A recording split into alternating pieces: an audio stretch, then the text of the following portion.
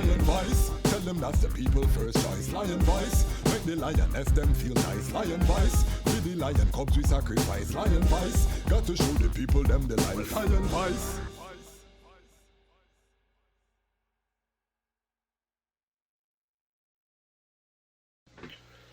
Greetings in that divine name of His Imperial Majesty, Emperor Haile Selassie I, King RasTafari. Glory and honor in the name of His chosen Queen, Empress Waziri Menen. It's a blessing. My name is Kwasi Bonsu, aka Dejazmatch Kwasi, and I am here. As you can see, I'm dressed in my attorney uniform, so that can only mean one thing. It means I'm here to talk to you about law-related topics. I have on my attorney hat. So strap in, get ready, and this is another episode of The Lion's Voice. So, I know what you're asking yourself. Why is the Ras dress up? Sit down in my house in COVID. Well, I watch a lot of content on YouTube. I want to just shout out the Black Manosphere. It's a space I've been watching for some time. It's basically black men having conversations with each other, older black men who are reaching down, trying to give forward to the younger generation using the platform of YouTube. So I've been inspired. This is work I've been doing for most of my adult life, giving back in various ways, but you know, we have to keep up with the times. I've come to the sad reality that I'm no longer a young man. And for many of us born in the 70s, you know, we still feel youthful, but let's be real, you know, we're getting up there. That doesn't mean that we are by any means slowing down, or that we're finished, or that we're tired, or that we're weary. No, it means that we have a responsibility now to share the information with the new generation. I'm jumping into the YouTube space. I want to shout out the lead attorney who is a YouTuber who has been, you know, he's a family attorney talking about divorce law, but he's really inspired me just in terms of how an attorney can interface with the platform, and he's been very transparent in terms of his YouTube experience. So jumping into the fray, definitely have to shout out that brother. And the other thing is, you know, for my community, which is the Rastafari community, which I've worked with over 20 years, we don't really see this kind of interaction on a professional level. And one of the things that Rastafari has brought to the world is an explosion of creativity. Everybody knows Bob Marley. Everybody knows you know, the Rastafari brethren and sisters in reggae music. Some people may know Ras Daniel Hartman, who was a beautiful artist, and many other creative works. I myself, during this COVID, was inspired to start an organization called the Association of Rastafari Creatives.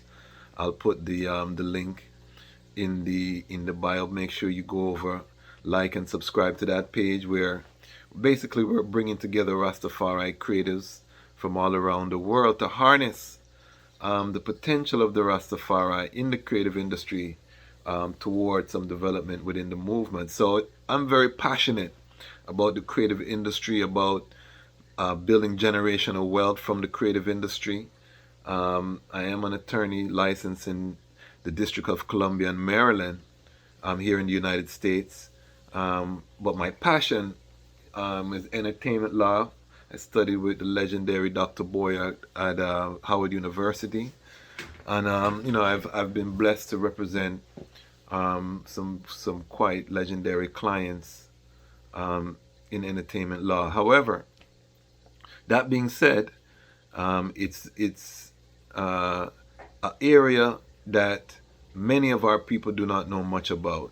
So in the intro to the vlog, you will see that I have artists, attorney, author, actionist. So this vlog is going to be the central hub for the Dejazmatch Kwasi ecosystem. So you'll get a little bit of all of those different hats. I'm going to do my best to make playlists that differentiate between the types of content. So if you're not here For the entertainment law related content, it's fine. Click like and subscribe. You can come in. I'm going to be talking about relationship, more kind of manosphere topics for young men and just relationships in general.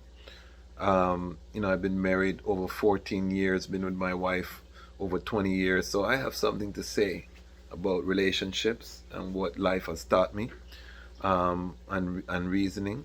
But we're going to talk about entertainment law topics, and today I want to talk for this episode on the foundation for the modern entertainment law, and that is the concept of copyright. And we hear copyright thrown around, we hear publishing thrown around, but you can't understand music publishing without understanding what copyright is. The best way to think about a copyright is to think about it in terms of real property. So for real property, when you buy a house, you're given a deed to that property. It's a written instrument that says that you're the owner.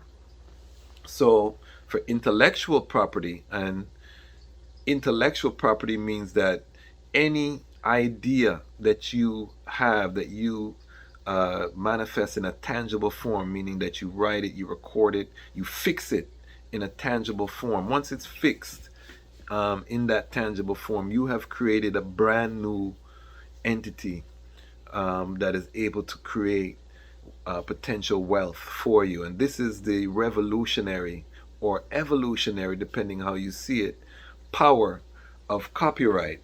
So we want to really understand copyright. It's something that was conceived from the foundation of the United States Constitution. It's a concept that is spread around the world. It's something that was enshrined even in Ethiopia during the time of His Majesty. So this is a universal, whether you're conscious, you're not conscious. Copyright, it's important to know about copyright, and it's important to be able to harness. As people of African descent who are recovering from the trauma of the transatlantic and Arab slave trade, who had their lands forcibly taken from them, cast in the West, whose culture sustained us, and culture who built the West and now is the most profitable commodity in the West in terms of cultural product. The number one genre is hip-hop music worldwide, across races, religions, classifications, you name it. So black intellectual property is a multi-billion-dollar business, and this foundation is copyright. So the copyright, again, is basically the equivalent to your ownership of the work.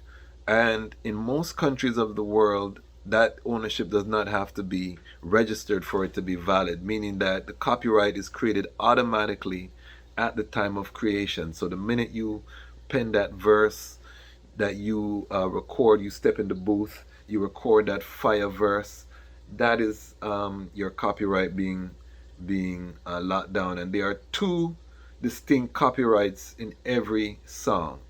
There's the underlying copyright for the composition, and then there's the copyright for the sound recording, also known as the master recording. And both of these copyrights are very important. We'll go more in depth. This is just going to be a short video just to really touch. So feel free, if you have any questions, to drop any general questions down in the comments. I do want to say that this is not intended to be legal advice. This is just me sharing information on a legal topic. If you do want some a consultation, I also am available for consultations. You can book it through the Dejazmatch Kwasi website. So feel free to reach out through the website if you want to book a private 1-hour consultation.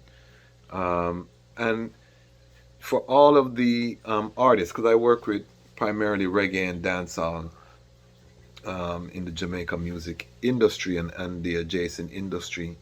That's my passion. That's where I was born, and that's where I believe I'm needed. So definitely I would tell every independent artist the first person on your team should be an entertainment attorney.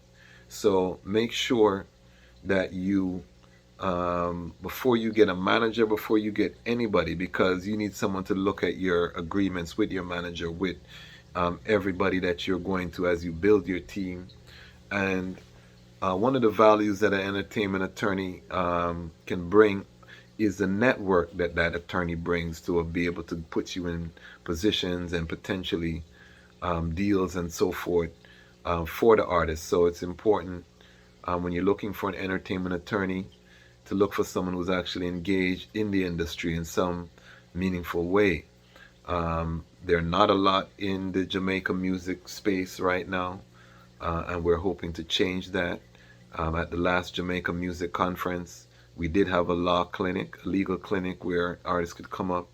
I've been trying to reach out to colleagues. There are some amazing entertainment attorneys working in reggae and dancehall, both in Jamaica and outside the country. So definitely, it's something that as the industry professionalizes, you're going to see the need for more and more attorneys in the genre. But that being said, let's continue. So copyright bestows upon you 6 distinct rights, and I'm going to just quickly list them here.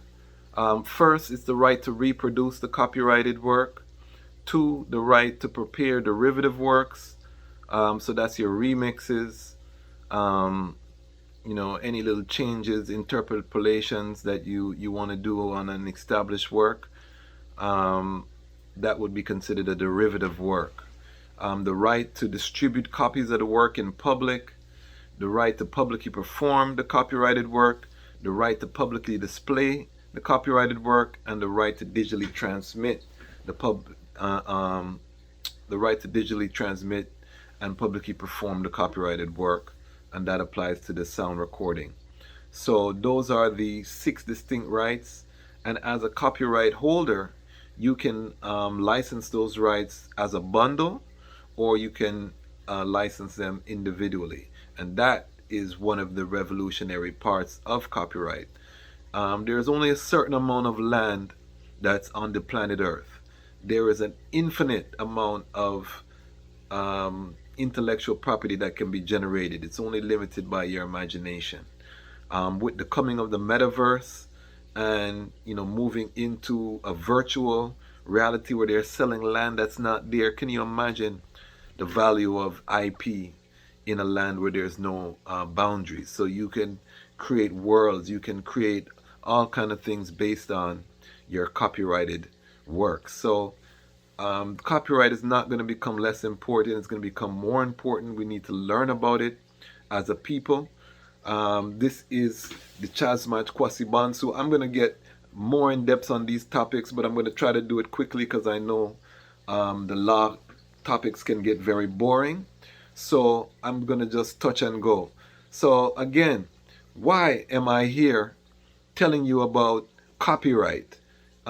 Simple, because it's time that the lion tells its own story, and this is the lion's voice. Lion voice.